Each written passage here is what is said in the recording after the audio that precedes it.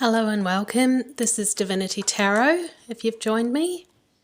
And just to follow up from my last reading that I did, my beautiful, beloved Alaskan Malamute Wolfie, she passed away on the 24th of last month. She had mammary cancer and she didn't make it due to the cancer returning and complications from the surgery and the disease spreading.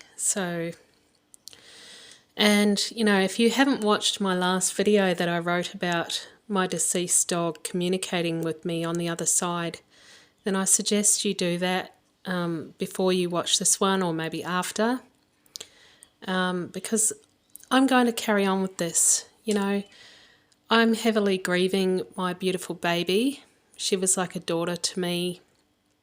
I do have children, but she's a soul dog. As I said in the last reading, I already was aware of my spirit wolf. 20 years ago it visited me in a meditation, but I was not aware. I didn't make the connection until Wolfie passed that they are one and the same.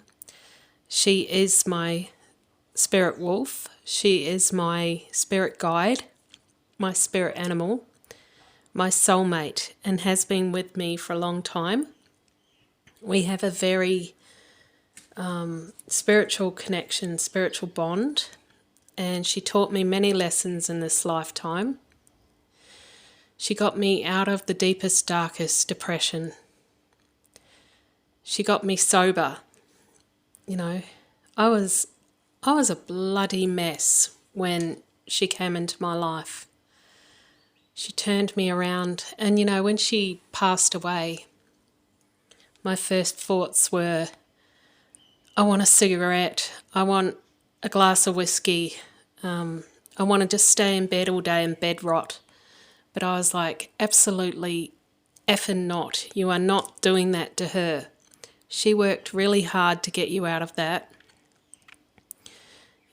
Don't let her be the reason that you go back there. So I'm going to follow my intuition, and, this is where I need to be at the moment. I would like to invite Wolfie's spirit with us now to this reading. So, when I used to do readings when she was alive, she would always join me for these recorded readings every single time. And I would often say to you guys, oh, that noise is just my dog. Don't worry about if you hear this noise, it's my dog.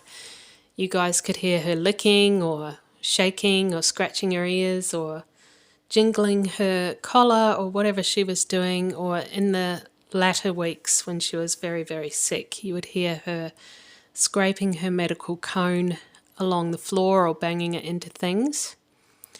So we invite Wolfie to this reading today, and if you hear anything, well, just know that she's very welcome here. In fact, I want her here. I want this reading to be with her, from her. So, as I said in the last reading, I have received communication from Wolfie on the other side. She does come when I'm asleep, in that astral space, the not awake space, the not dreaming space, but the other space, the third space, the astral space is where she has visited me, and she will just do one bark. The first one I heard after she passed was really, really loud, but the ones since then, like the one last night, was a lot softer. So she also sent me a dream last night. It was beautiful. Like, I've been struggling to sleep, so when I do and actually have a dream about her, it's so beautiful. But in this dream, I knew it was heaven, and we were in this room, and it just looked like a boring normal white room in a house, 4 walls, normal, plasterboard with white paint. There were lots of people in there though, and I didn't know what was going on or who these people were at first. And then I could see that I was at the front of this queue, and I was there with Wolfie, but I was also there with this other dog. It was a boy Alaskan Malamute, and he was a bit bigger than Wolfie and a bit fluffier. She was a very medium hair Malamute, but the one in the stream had fluffier hair and was a bit bigger because he was a boy. And he had arthritis, so I knew he was old. He was an old dog, and he was a bit grumpy. It was, I had to be careful touching him because he might bite me. He was a bit grumpy because he had arthritis in this stream. And I was there to help the two of them get married in front of all of these people in this room in heaven. And I was aware that I owned Wolfie, but I also owned this other dog. And Wolfie was very happy about getting married to this boy dog. And I realised when I woke up that, I have been thinking about sometime in the future, when me and my son are ready, I will get another Alaskan Malamute, but it won't be a girl because I don't want it to be too similar to Wolfie. It'll be a boy. So I believe that she's in heaven with the soul of my future dog. So, we all know that time is an illusion. Time is not linear like here on Earth.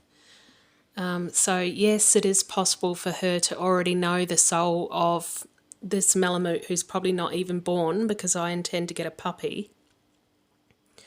And, is definitely not in my life yet. And so, when pets pass, they become part of your soul family, and they meet all your other pets that have passed on the other side, and they become part of this soul family with all your past pets, but also your past loved ones that were close to you and close to the animal. So they get to meet all of them, but I believe they also get to meet the future ones. Like, maybe she's met my future grandchildren and my future pets, including this Alaskan Malamute boy that she's in love with. It's almost like, yes, Mummy, do it. Yes, do it. I want this one because I get to spend eternity with this Malamute boy. So I'm wanting to ask Wolfie, I have so many questions. I'm learning, about this time not being linear and how souls are sort of in heaven and on earth at the same time. And, it's hard for the human brain to make sense of it all. So I'm just going to ask Wolfie for any messages from the other side. What would you like to tell us, Wolfie, from your perspective? What is it like on the other side?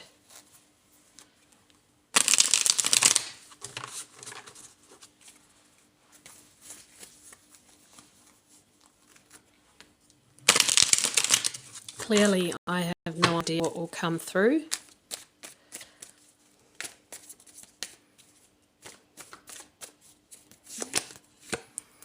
We have the Four of Pentacles.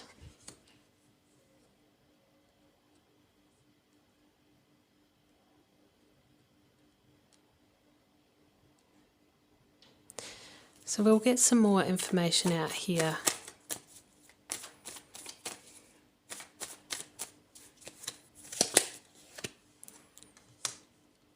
The Lovers reversed.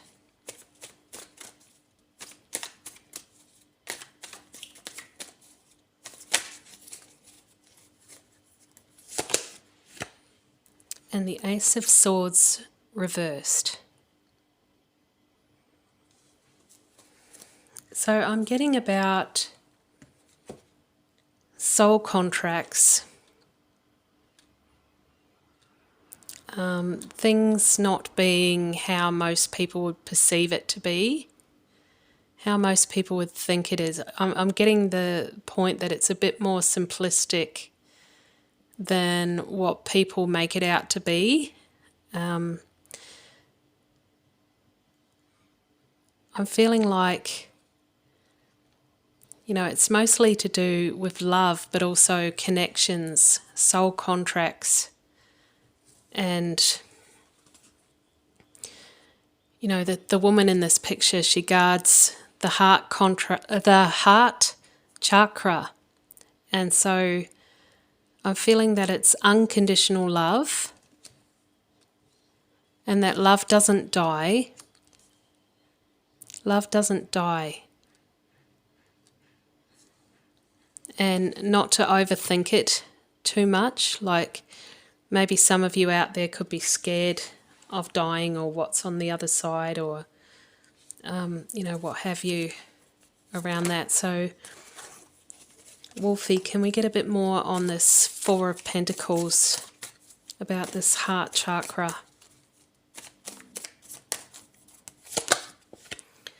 So we have the Eight of Pentacles here.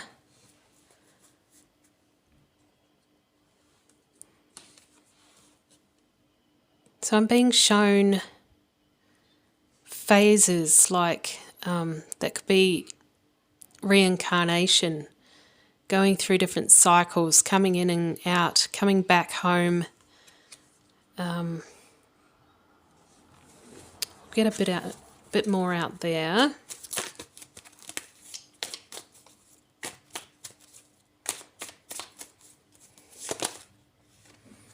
Eight of Wands. Building momentum as you go along. It's like the more you do it, like it earns spiritual points or something. So I'm getting that the more love you give while you're here on earth, the more like spiritual currency you gain or something.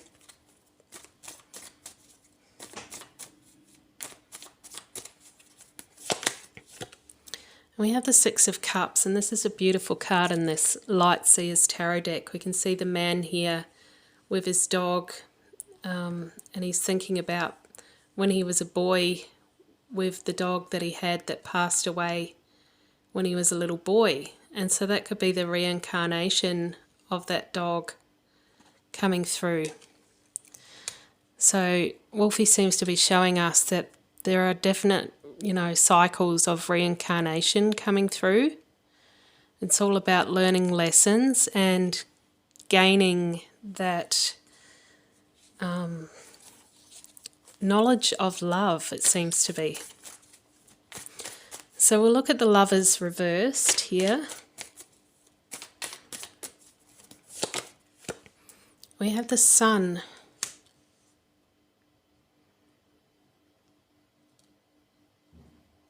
I'm getting that you don't lose anyone. It's not a loss. Like this is the Lovers reverse, so it's, love has ended, but what she's showing me is that it never ends. The sun still comes out, the sun still shines, there's happiness and joy.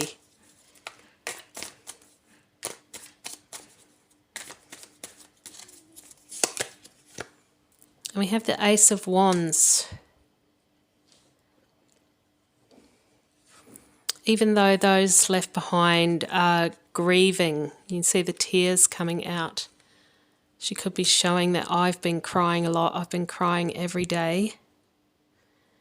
And she could be saying, you haven't lost me, mummy. I'm still around, and, I'm happy, so don't grieve me.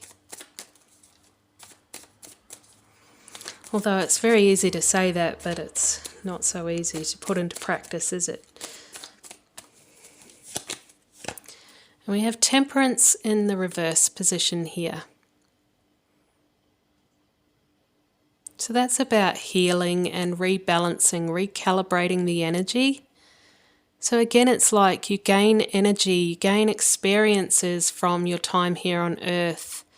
And then you've got to go through a time of replenishment, a time of healing, a time of review. And, getting that currency from your last lives, from the love that you gave. So we'll look at this Ace of Swords in reverse here. About this overthinking or clarity needed. And we have the Two of Cups in reverse. Again, that's like the Lovers in reverse here. So soul contracts don't end. This is not over. Soul contracts do not end. It's forever. So, stop thinking the worst. So just because my body's gone, I'm not. And we have the Two of Wands in the reverse position. So it's like, yeah, there's some setbacks, plans you had for the future don't get to go ahead, but it's like we have to make different plans now. We have to go back to the drawing board and find other ways to communicate, like I'm trying to do now. And we have Page of Swords, which just reiterates exactly what I just said. And when I do readings, I do that. I forethink the next card, and that's what the Page of Swords, particularly in this deck, is about, is that studying, learning. So Wolfie is telling me that, I have to take this as an opportunity to learn, to adapt, to roll with the punches, and to learn new ways to communicate with her. And it's a new experience, and to see it like that, to see the positive in it, that this is a new experience. That she's not gone, she's just changed. So I hope you got something out of this reading, particularly if you have lost a pet in your time that you were close with. And I will catch you next time. Thank you. Bye.